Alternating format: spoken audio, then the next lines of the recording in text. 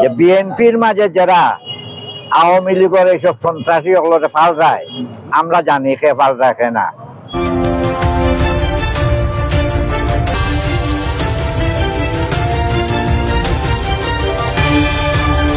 এটা অত্যন্ত দুঃখজনক ঘটনা, মর্মান্তিক ঘটনা।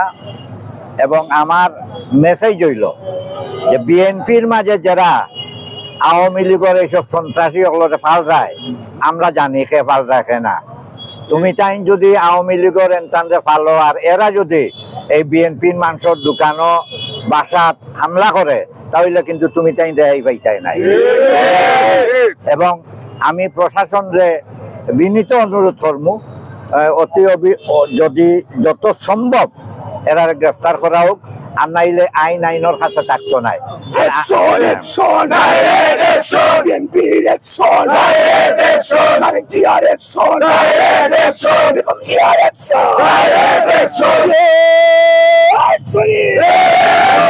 এবং আমরা কোনো সময় চাই না যে জনগণে পাবলিকে যে আইনটা এত লোক, এবং আমরা মবে বিশ্বাস করি না। সাংবাদিক ভাই ও বন্ধুগণ, আপনারা জানেন বাংলাদেশ জাতীয়তাবাদী শ্রমিক দল একটা শান্তিপূর্ণ দল। বাংলাদেশ জাতীয়তাবাদী শ্রমিক দল এই রাষ্ট্রের চাকাকে, দুর্বল চাকাকে সচল করার জন্য এক প্রান্ত থেকে আরেক প্রান্ত চলে যাচ্ছে, এই দেশকে অর্থনৈতিকভাবে সচ্ছল করছে। আপনারা জানেন গতকালকে আমাদের সিলেট জেলা শ্রমিক দলের সদস্য সচিব, যে সদস্য সচিব বিগত 17-18 বছর কারা নির্যাতিত এবং এই নিপীড়ন অবস্থায় এই শ্রমিক দলকে আঁকড়ে ধরেছিল, সেই সদস্য সচিবকে তার দোকানে সন্ত্রাসীরা চাঁদা নেওয়ার জন্য এসেছিল। সেই প্রতিবাদ করতে গেলে সন্ত্রাসীরা তৎকালীন ওনার উপরে আক্রমণ করে এবং দেশীয় অস্ত্র দিয়ে ওনাকে ছেদ দিয়ে, আপনারা দেখেছেন ওনার মাথার মাঝে 10টা সিলাই, ওনার সাথে আরো যে সঙ্গপাঙ্গ ছিল ওনারাও মেডিকেল ভর্তি আছে। আমরা এই সন্ত্রাসীদের অবিলম্বে আইন আমরা পুলিশকে বলে দিতে চাই, অবিলম্বে 24 ঘন্টার মধ্যে যদি ধরে না আনে, তাহলে জেলা এবং মহানগর যে ডিসিশন দিব 24 ঘন্টা বাদে, সে যে দায়ভার প্রশাসনে নিতে হবে। নইলে এই সন্ত্রাসীরে ধরে আনে যে কোনো অবস্থা চাকরি দেওয়ার দরকার আছে। আমরা আপনারা ধন্যবাদ জানাই। আমরা জিয়ার আদর্শ রাজনীতি করি, আমরা তারেক জিয়াকে ভালোবাসি, আমরা বেগম জিয়াকে ভালোবাসি, আমরা এই জিয়াউর রহমানের আদর্শকে ভালোবেসে কারা নির্যাতিত হয়ে এখন পর্যন্ত বেঁচে আছি, ভবিষ্যতে যতদিন বেঁচে থাকবো এই জিয়াউর রহমানের আদর্শকে, জাতীয়তাবাদী দলকে ভালোবেসে বেঁচে থাকবো ইনশাআল্লাহ।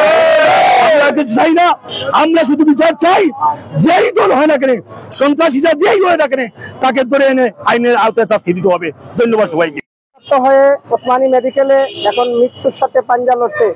আমি প্রশাসনের কাছে দৃষ্টি আকর্ষণ করছি, আমরা চাই আগামী 24 ঘন্টার ভিতরে যদি এই দোষরে গ্রেপ্তার না করা হয়, তাহলে আমরা জেলা মহানগর এবং বিভিন্ন উপজেলায় আমরা তার তীব্র নিন্দা ও প্রতিবাদ জানাই। কিন্তু 24 ঘন্টার ভিতরে যদি গ্রেপ্তার না করা হয়, আমরা কিন্তু আমাদেরকে শান্ত সিলেটে অশান্তি যেন করে না, প্রশাসনের দৃষ্টি আকর্ষণ করছি, অতি শীঘ্রই তাদের যেন গ্রেপ্তার করা হয়, এগুলি আমার বক্তব্য থাকবে। আসসালামু আলাইকুম।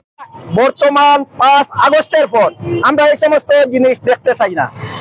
আমি আপনারা সাংবাদিক ভাইদের কাছে আমার বিনীত অনুরোধ থাকবো, যদি সন্ত্রাসী আমাদের দলেরই হোক তাহলে আপনারা তুলিয়া ধরবেন, আশা করি যেই দলের হোক।